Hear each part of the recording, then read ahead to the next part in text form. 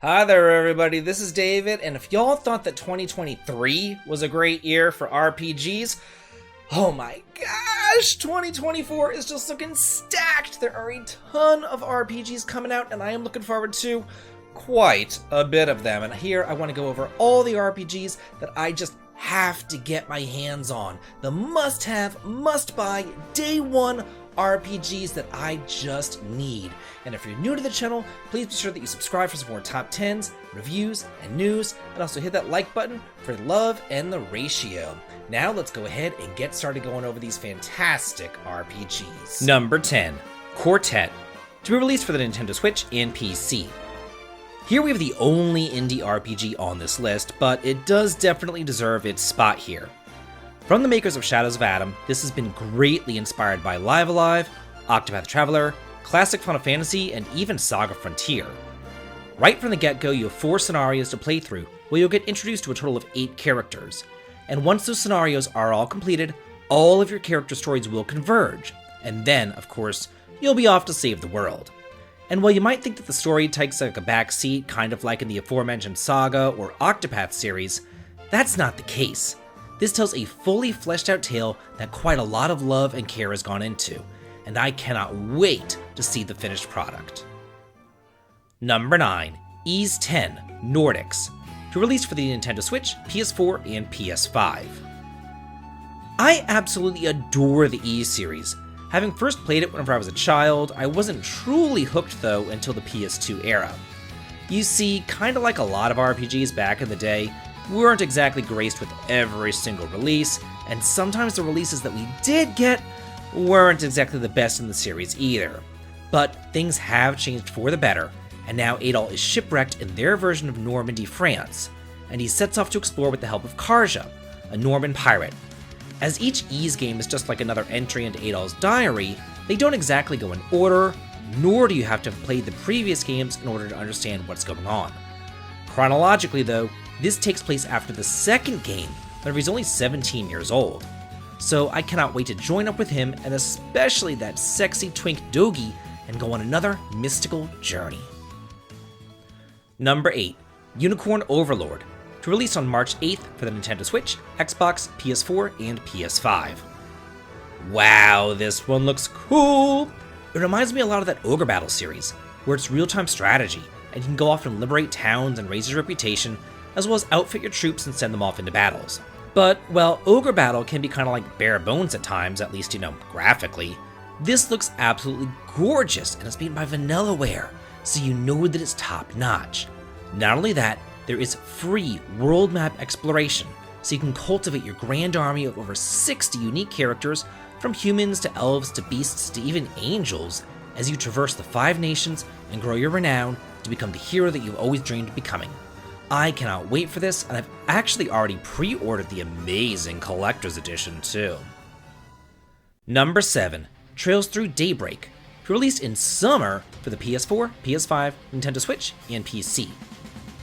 I've been a fan of the Trails series for over a decade now, starting with that Gagharf trilogy over on the PSP, then moving on over to the Sky trilogy. I just kind of fell in love. And well, yes, some of the bloat and the blabbing can definitely get on my nerves. I do think that it's worth it for the world building, incredible characterization, and fun, fast-paced battle system. And here, we're finally moving out of Erebonia and into Calvard. I cannot wait to leave Reen and his little harem back in the dust, and see what the eastern side of Zemuria has to offer. This game actually marks the second half of the long-running Trails series, and it features an alignment system based upon law, chaos, or neutrality. And not only is the combat been divided into 2 different modes, a real-time action mode or a turn-based action mode, you can actually freely switch between both of them at will if you want to, too. Number 6, Yakuza Infinite Wealth, released on January 26th for the PS4, PS5, Xbox, and PC. I've been aware of the Yakuza series for a very long time now, like 2 decades, but they were always just kind of like sandboxy beat-em-ups, and that isn't really my thing. But that all changed with Yakuza Like a Dragon, because it starred a new hero, Ichiban, and all of his stories are now turn-based. Like all Yakuza games, this does take place in the real world, but not just in Japan like all the other games. Here, you get to go to Hawaii! And in a neat twist, while Ichiban will be fighting turn-based battles, Kiryu, who's the original protagonist of the series, will be fighting in that traditional beat-em-up style. And just like any good turn-based RPG, it features a wonderful job system, campy characters, and wacky off-the-wall stories. Like a Dragon was a sleeper hit for me a couple of years back, but now I definitely know what to expect from this fantastic series. Number 5, Ayuden Chronicle, released on April 23rd, and Suikoden 1 and 2 HD Remastered, releasing on an unspecified date, both for the PS4, PS5, Xbox, Nintendo Switch, and PC. Seeing as these two games are kinda like in the same vein, I'm going to go ahead and combine them here, rather than have them take up two different slots. The Suikoden games were some of the best JRPGs on the PS1, and while fans are still waiting for a revival and a true Suikoden 6, at least Konami is finally recognizing that it, exists by bundling the first two games together, adding in quality of life improvements, and then remastering them. But we're still not getting that true new Suikoden game that I want. However, Ayuden Chronicle 100 Heroes looks like the next best thing. It is directed and produced by the PS1 Classics creator, and this spiritual successor takes place in a fantasy world where a hostile emperor searches for an artifact that will expand their dominion.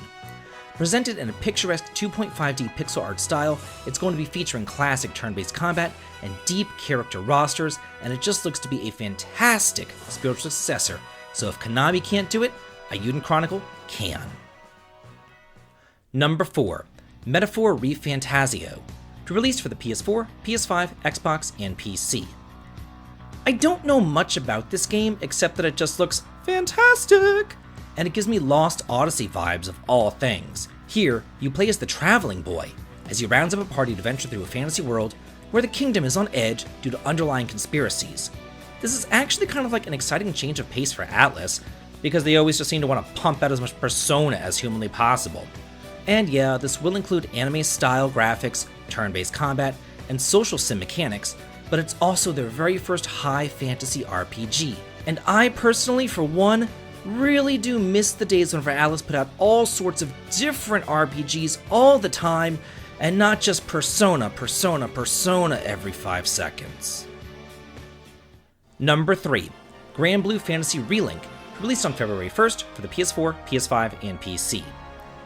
This could very well be like the most delayed RPG in existence. It's like Duke Nukem Forever meets JRPG.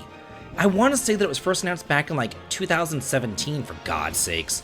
But as they say, good things come to those who wait. Here, you play as the captain of a skyfaring crew as you venture through the high fantasy world of Skyrealm, taking on a variety of quests and unraveling the mysteries of the world. Oddly enough, this franchise has pretty much been built on like free-to-play mobile games, but this is its first AAA outing onto the consoles, featuring real-time combat, party customization, and a wide roster of characters to choose from to form up your team. I cannot wait for this game. I've already been waiting for like 6 frickin' years, for God's sakes. Number 2, Final Fantasy VII Rebirth, released on February 9th for the PS5. Square Enix was kind enough to allow me to play 2 demos of the game a couple of months back, and there I posted my impressions about each of the areas that I got to traverse, and the more that I played, the more hyped that I became. Picking up directly after the explosive events of Remake, Cloud and his companions now get to go out into the big bad world beyond Midgar to supposedly defeat Sephiroth and save the planet from Shinra Corporation's environmental exploitation. I mean, we don't really know what's going to happen now, do we? We know that fate can't be changed. We know that Zack is here, but we don't know what kind of part he plays. We don't know what the ultimate fate of Arius is going to be, and we also don't know whether or not Sephiroth is actually going to be like a big bad villain, or if he's going to be getting a redemption arc. But I, for one, cannot wait to find out. And number 1, Dragon Quest III and Dragon Quest XII. Again, rather than taking up 2 different slots, I thought that I'd group both of these games together since we don't have a release date for either of them, and we also don't have the consoles, and we don't know which one is coming first, so yeah. Although, if I were to make a guess, I would say that Dragon Quest III would come first. I mean, the game's already made, it has been since like 1987, and we actually have footage on it too. This is an HD 2D remake of the NES classic with modern quality of life improvements, and it is the conclusion of the Erdrick trilogy. Yuji Horii himself also said that once this is done, we are getting remakes of 1 and 2 in a similar vein. And then there's 12, the latest entry in the mainline series, which is promising to go a more adult route, whatever that means. Dragon Quest has yet to let me down. They are on a winning streak, and let's hope that they can keep that up with 3 and 12. And now for an addendum, number 0, I guess? Visions of Mana. Okay, y'all, let me just level with you here. I created this video before the Video Game Awards happened, and before Visions of Mana was announced.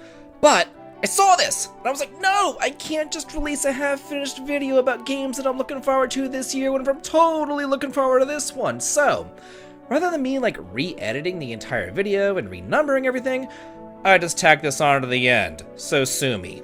But anyway, it really kind of works because this is probably my most anticipated game of the year anyway. I love the Mana series, especially the first couple of games in it. You know, before they started up that whole World of Mana garbage and got all experimental with it.